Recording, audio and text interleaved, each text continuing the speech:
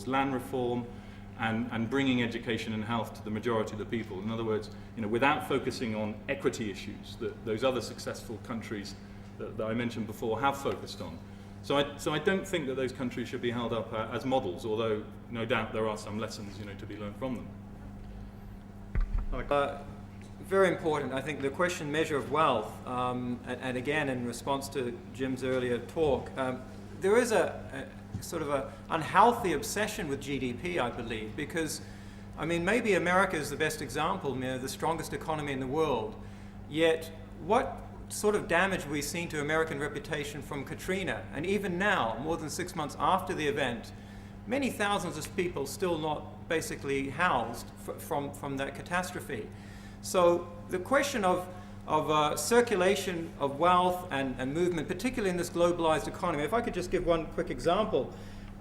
Since '65, when international trade amounted to 9%, it's by the end of the century had risen to 25%, and one would have thought, well, that's great. We're now trading much more between ourselves. But the question, of course, is that a lot of this globalization is actually moving packets of goods and services around, which could much more productively be done in the local economies. I mean, why is Europe, for example, setting aside land when to have their goods being produced in Africa and obscure corners of the world, and those people are malnourished?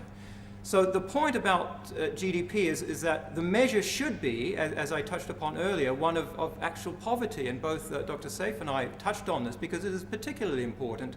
What is the value if we can have these massive levels of increases in wealth if it is not at least shared? And the basic Islamic principle on that is that the basic requirements, food, shelter, clothing, must be met for each and every individual. That is the measure of wealth that has to be covered. Beyond that, of course, people can be wealthy. We're not socialists. We're not trying to enforce some sort of equality upon everyone. And the Islamic economy is quite open and does encourage trade. So as a result of that, there is a lot of generation of wealth. Just to touch on the other one, again, I won't touch upon free market policies other than to also accept the fact that, as I touched on in my talk, that privatizations have been a great failure, and I believe even the people are seeing the pinch upon that in this country. The third one, of course, is that we cannot, divorce the economic from the political, but again, in the interest of time, we're very short here, so I think we do need to look at political solutions as much as economic ones, because they should be part of an ideological package. I disagree with Mark in terms of saying that, well, capitalism does obviously have the basic ideological principles, and this unrestrained notions of greed and increasing of wealth for personal gain is actually underpinning a lot of that, and it cannot go unchecked.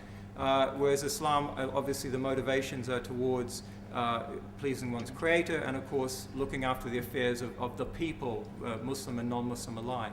Of measurability of wealth in terms of GDP, and also free market policy as means of resolving poverty. I think if there is one important reservation as regards the use of GDP as a measure of wealth, it is the use of market price as a measure of value rather than our need for a material measure. I think we do need a measure of material wealth in that sense. Although, of course, a highly valued spiritual part of life. But I think the reason why now are saying that the third world is poor as compared to the developed world is because of this material wealth. So it's a matter of valuation whether market price is the appropriate value or not. I think this is an academic question, and I don't think we will be able to answer it here.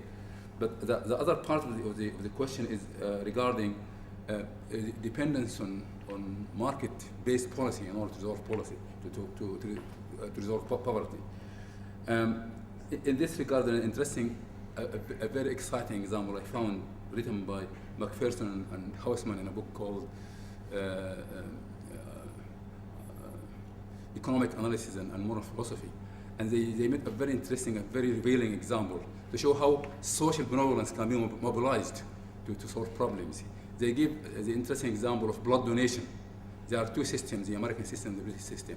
I think the American system is a dual system where you can either donate, if you like, voluntarily, or you can sell.